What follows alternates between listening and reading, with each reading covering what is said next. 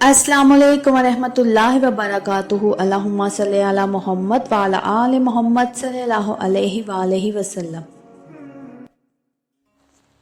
درود پاک کی برکت، اس کی تاثیر اور اس کی وہ رحمتیں جو صرف الفاظ نہیں بلکہ زندہ حقیقتیں بن کر انسان کی زندگی میں اترتی ہیں۔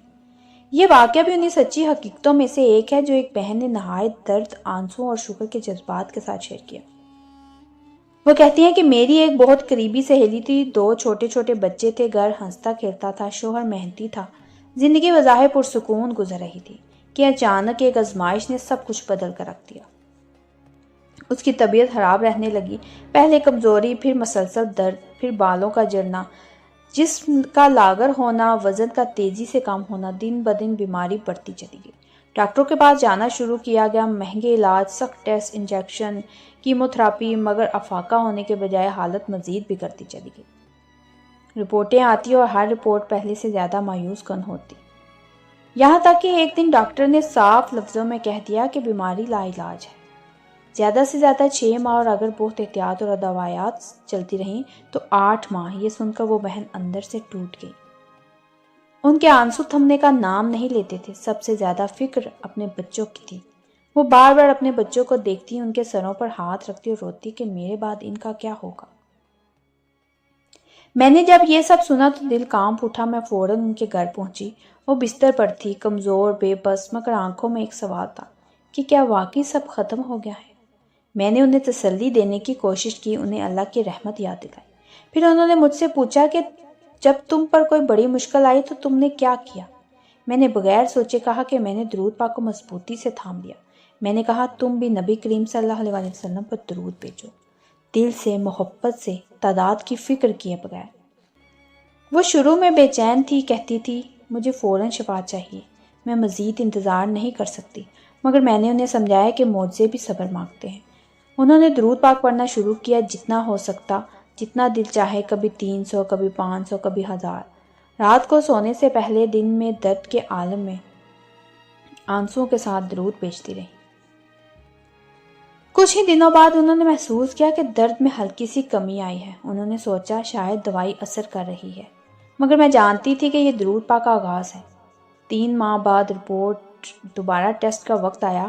وہ ڈری ہوئی تھی، مجھے فون کیا، میں نے پھر وہی کہا کہ درود پڑھتی رہو، نبی کریم صلی اللہ علیہ وسلم کی رحمت سے امید نہ ہونا۔ ہسپتال میں انہیں روکا گیا، پہلے 10 گھنٹے، پھر مزید 3 گھنٹے۔ دل میں خوف بڑھتا گیا۔ وہ سوچ رہی تھی کہ شاید رپورٹس مزید خراب آ گئی ہیں۔ اسی دوران لیب کا ایک ملازم آیا، نام پوچھا، شہر پوچھا اور انہیں ڈاکٹر کے پاس لے گیا۔ ڈاکٹر رپورٹس دیکھ رہا تھا، بار بار پرانی رپورٹ، بار بار نئی رپورٹ۔ حیرت اس کے چہرے سے عیاں تھی۔ اس نے سوال کیا کہ کیا آپ نے کہیں اور علاج کروایا، کسی اور انجیکشن یا دوا کا سہارا لیا ہے؟ تو انہوں نے صاف کہا نہیں، میں نے کچھ نہیں کیا سوائے درود پاک کے۔ ڈاکٹر نے گہری سانس لی اور کہا کہ آپ کی پرانی رپورٹس میں بیماری آخری سٹیج پر تھی، اور اب نئی رپورٹس میں وہی بیماری ختم ہو چکی ہے۔ جسم کے وہ تمام نشانات جو خطرناک تھے اب نارمل آ رہے ہیں۔ یہ سننا تھا کہ وہ بہن اپنی کرسی سے اٹھی اور وہی سجدے میں گر گئی۔ ہسپتال، ڈاکٹر، لوگ، سب کچھ ان کی آنکھوں سے اوجھل ہو گیا۔ صرف شکر تھا، صرف درود تھا، صرف آنسو تھے۔ وہ کہتی ہیں میں نے اسی لمحے دل ہی دل میں کہا یا رسول اللہ صلی اللہ علیہ وسلم، یہ سب آپ کی نسبت کا کرم ہے۔ میں رات کو سونے سے پہلے 300 مرتبہ درود پاک پڑھتی تھی، اللہ نے اس کو ذریعہ بنا دیا۔ آج وہ بہن الحمدللہ مکمل صحت مند ہے، بچے ہنستے کھیلتے ہیں، گھر آباد ہے۔ وہ خود کہتی ہیں کہ درود پاک نے مجھے زندگی واپس دی۔ یہ واقعہ سن کر میرا یقین اور بڑھ گیا کہ درود پاک صرف ثواب نہیں بلکہ شفا ہے، صرف ذکر نہیں بلکہ سہارا ہے، صرف عبادت نہیں بلکہ زندگی ہے۔